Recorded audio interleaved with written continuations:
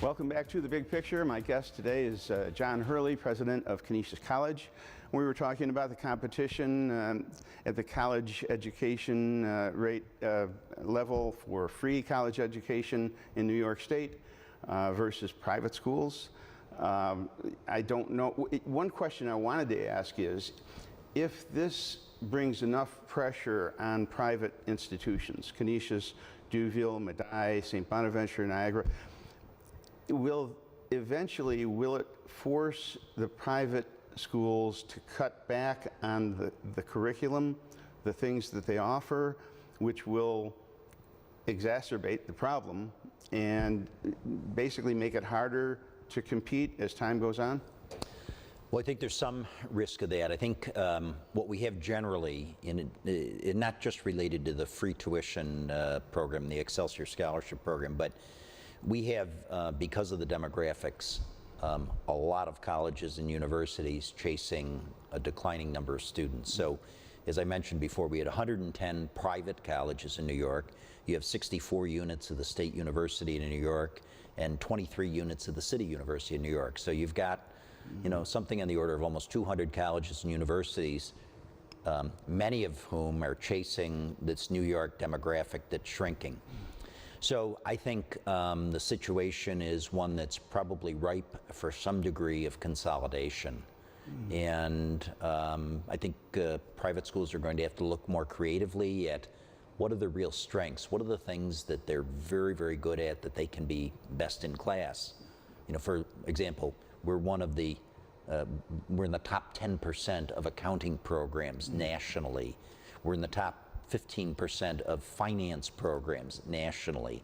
So you're going to begin to see schools looking at distinctive programs, and maybe they do let some programs go that aren't as distinctive and, you know, that are a drain. But and those are difficult and sometimes painful decisions. But there is I think across the Northeast some overcapacity that's going to have to be dealt with in some way. But overall now in the future, do you foresee it being something that you guys can survive? I mean, the private institutions, is there any light at the end of the tunnel?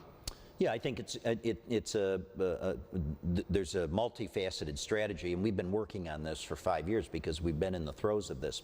But it means some amount of right sizing. And then in terms of making sure that the size of the faculty and the programs that you have are matching with where you see the enrollment, I think it means investing in new programs. So for example, this fall we started a master's program in data analytics. That's a big data program. That's where the world's going. We're getting ready to introduce a master's in physician's assistant. And so it's new program development will help. And then I think all colleges and universities have to look at the back office operation and say, how can we do that in a different way to drive down cost? There is an incredible burden on all of higher education, the public schools and the private schools alike, with respect to compliance and regulation, both at the state level and the federal level. We estimate at Canisius, just using a national study that began to try to estimate the cost of that, it could be a $4 to $5 million number in our operating budget. Just for regulations? Just for regulations, complying with regulations. And, you know, frankly, one of the things that's happened, I mean, many times the regulation starts out as well-intended, but it's the nature of some of the ways that they do it. It's a one-size-fits-all. It gets to be very expensive, and at the end of the day, I'm not sure that the intended purpose is being served. Well, let's shift gears a little bit now. You know, we have a Jesuit Pope. I attended Jesuit high school and college. The church in general now is undergoing difficult circumstances. I know you made your opinion known some time ago about maybe women being more involved. What is your take now on what's going on in the church, the decisions that the bishop has to make with regard to various priests and the accusations that are flying?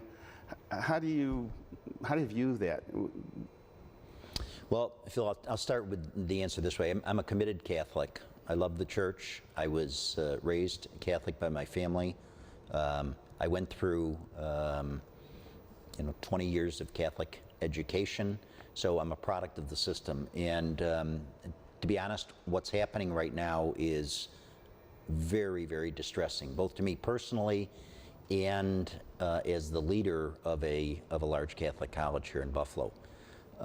I sat with Bishop Malone in mid-August, just after the Pennsylvania grand jury report on the way sex abuse cases were handled across most of the dioceses in the state of Pennsylvania. And I said to Bishop Malone, this doesn't make marketing Catholic higher education any easier. So it's a very big challenge, and it's a big challenge for our church, and it's a big challenge for all that the church has created in the world, all of its human service agencies, the outreach that it does, the important work that it does through agencies like Catholic Charities, but also this incredible network of 260 colleges and universities in the United States that fly under the Catholic banner. Yeah, I mean, you can't throw the baby out with the bathwater.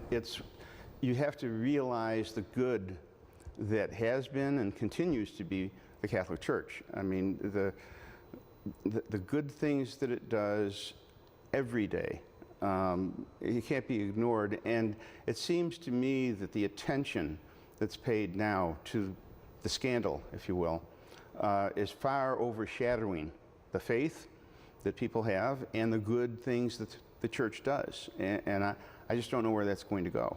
Well, I think you're exactly right, and the problem is that good, faithful Catholics who have worked hard to raise families and look at the behavior of a small number. It's admittedly it seems like a huge number. One case is too many, but it's a relatively small number given the size of the priesthood during the time that we're talking about. But people look at that and they can't believe that such evil could come out of a church that's so dedicated to good. Yeah, I don't know whether other people feel the same. As one who was raised Catholic and whose faith is strong, I almost feel like I personally am under attack with all the attention that's being paid to my religion, to my faith, to my church. It's hard not to take it personally, and I just don't know how to react, really. Well, I think the situation calls out for profound reform in the church. Among the best articles I've read is at the root of this, and the Pope himself has said this, at the root of this is clericalism. This idea that in having the priesthood and the religious, we've kind of elevated them on a platform and assumed that they could do no wrong. We are all humans. In his first public interview after being elected Pope, Pope Francis was asked, who is Jorge Mario Bergoglio, his given name, and he said, I am a sinner loved by God. And the Pope recognizes that he is human and subject to frailty.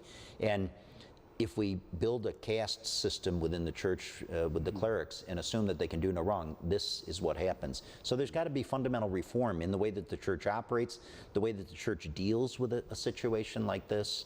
And unfortunately, as I said in my statement to our campus community, I fear that it's going to get worse before it gets better, because in New York State, the truth is going to come out as to how these cases have been handled over many years, and that's going to be a painful time for us to come to grips with that. Well, it's hard for me to wrap my hands around what's going on. It's basically something that it's hard for me to believe everything that's being said, and yet you have to pay attention. And you're right. Priests are people. They're human. They have weaknesses. You like to believe that they're kind of above certain things, but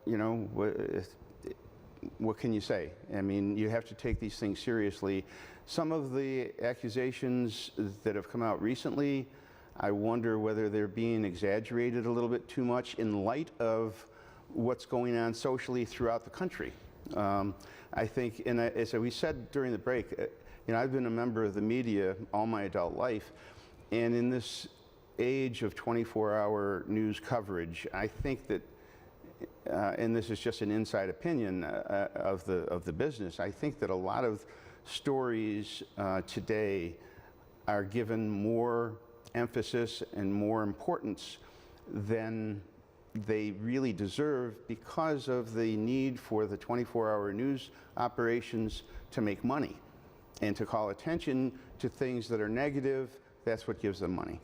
Well, I wouldn't rule out that may happen in some cases, but when you read the Pennsylvania report, Phil, and you realize what happened, I think the greater risk is that we assume that Father so-and-so couldn't have possibly done this, or that the child must have been imagining this. There are all sorts of stories that are just so tragic in that grand jury report of children who tried to report things to their parents and were whipped or silenced. And so I'm inclined to take every claim by every victim very seriously, but in the outpouring of concern over this, we also have to remember we're a country that's governed by fundamental norms of due process under the law, and that means accused are entitled to due process as well. And I get worried sometimes that maybe there's a rush to judgment, or that, for example, that the media, somehow that the Buffalo News in reporting on this, or Channel 7 in reporting on this, or any other member of the media, that somehow the truth is there. Right. And we know that that may be part of the truth, but it may not be the whole truth. Yeah, part of the reporting is to get a competitive edge in a news organization, and that's a sad thing. You should be objective and just let the people decide. That's the media. Yeah, because I know of priests who have been wrongly accused, and it was either maybe a case of mistaken identity or whatever. But that's one of the issues now is should we extend the statute of limitations in New York, and that's going to be an issue that the state legislature is going to have to deal with to open up the window for filing these claims. But one of the reasons you have a statute of limitations is that memories fade, people die, and it makes it more difficult to get at the truth. Well, it's a subject that we can go on forever with. It's very complicated. There's a lot of aspects, a lot of pieces to the puzzle. Unfortunately, that's all the time we have for this big picture. I want to thank John Hurley for being my guest. Thanks so much for watching The Big Picture. Thanks for watching WBBZ. We will see you next time.